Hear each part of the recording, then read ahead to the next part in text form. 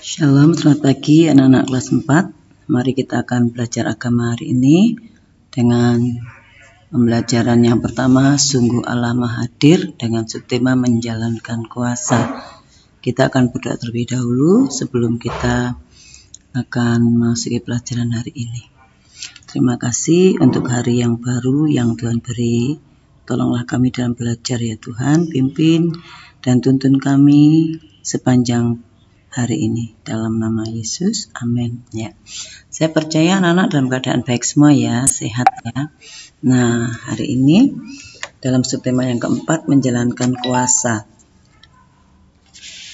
Ketika Tuhan menciptakan alam semesta dan juga manusia punya tugas, yaitu untuk memelihara dan merawat alam ciptaan Tuhan. Itulah kuasa manusia.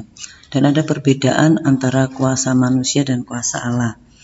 Kalau kuasa Allah itu tidak terbatas karena Tuhan menciptakan segala sesuatu hanya dengan berfirman. Sedangkan kita manusia memiliki kuasa yang terbatas. Kita punya kuasa menjalankan tugas kita. Ya, sebagai orang tua mempunyai kuasa mengatur, mendidik anak-anak. Tapi juga punya keterbatasan. Keterbatasannya adalah ketika beliau meninggal, itu terbatas, selesai. Ya, demikian juga dengan yang lain. Anak-anak sudah belajar beberapa waktu yang lalu ya, arti kuasa itu apa?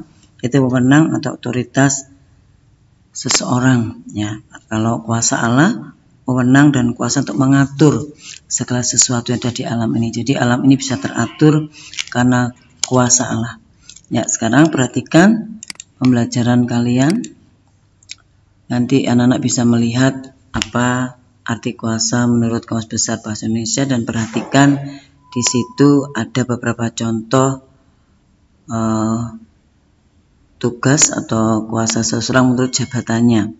Di sana dikatakan yang di sekolah, siapa saja yang mempunyai kuasa di sekolah. Ya, di sana juga orang yang berkuasa di rumah. Siapa orang yang berkuasa di rumah, sebutkan, dan apa yang menjadi tugas-tugasnya. Ya, saya kira anak tahu ya. Lalu tambahan lagi satu. Yang pertama orang yang berkuasa di sekolah, orang yang berkuasa di rumah, tambah satu lagi tugas, yaitu yang kalau kalian tulis orang yang berkuasa di kota. Ya, siapa orang yang berkuasa di kota? Tolong ditulis ya, tugasnya apa. Lanjut. Perhatikan di sana ada tugas lagi, membaca kitab Mazmur 104 ayat 1. Tidak semua ya, tidak usah sampai 35, tapi 1 sampai 10 saja. Lalu Kisah Para Rasul 1 sampai 6, pasal 1 6 sampai 8. Di sana anak-anak akan belajar hal-hal yang akan dilakukan oleh manusia dalam keterbatasannya. Nah, di sana diceritakan bagaimana kuasa Allah dan bagaimana kuasa manusia. Kalian bisa belajar di situ. Nah, sekarang tugas kalian selanjutnya adalah menuliskan cara merawat dan memelihara alam ciptaan Tuhan. Perhatikan ada beberapa gambar yang sudah saya kasih contoh. Anak bisa menambahkan kembali bagaimana cara kita merawat dan memelihara alam ciptaan Tuhan.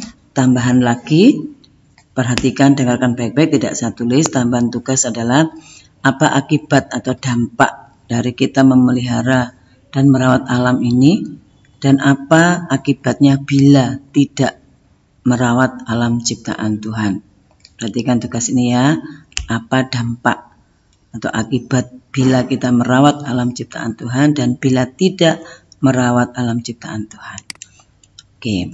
Kemudian yang terakhir, banyak sekali tugasnya, membuat doa pendek. Nah, sudah kelas 4, sudah bisa belajar membuat doa. Nah, silakan membuat doa pendek sebagai ucapan terima kasih kita kepada Tuhan atas alam ciptaan Tuhan yang kita nikmati setiap hari. Ya, buat doa pendek saja. Ya, saya percaya kalian bisa. Oke. Nah, sekarang Bu Yanti ucapkan selamat belajar dan tetap semangat, terus semangat. Perhatikan senyum kalian, tetap tersenyum ya. Tidak boleh nakal, tidak boleh rewel. Lalu menjaga kesehatan selalu. Perhatikan 3D yang selalu Bu Yanti sampaikan. 3D, disiplin, mencuci tangan pakai sabun, disiplin memakai masker, disiplin menjaga jarak bila kalian bepergian, dan berusaha tetap di rumah. Terima kasih. Selamat Selamat pagi, Tuhan memberkati.